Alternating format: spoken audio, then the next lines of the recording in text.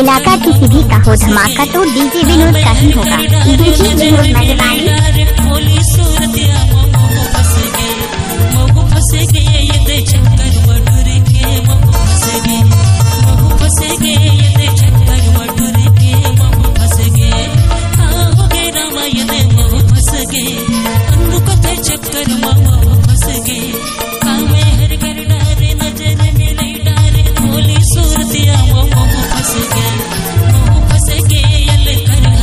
इलाका किसी भी का हो धमाका तो डीजे विनोद का ही होगा।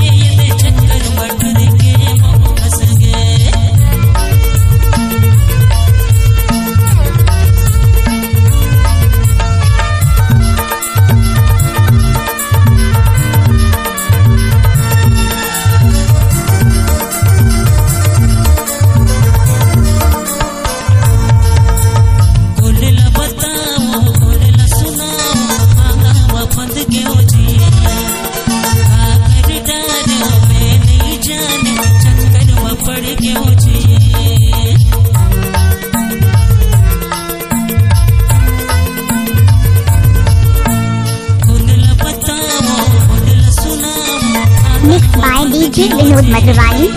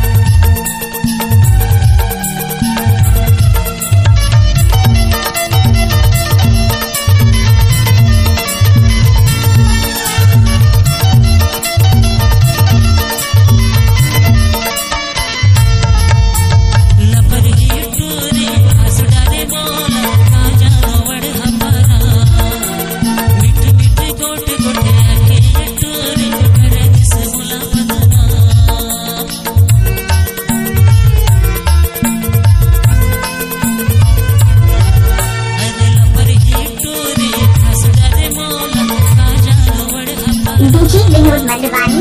डीजे विनोद मेहरबानी।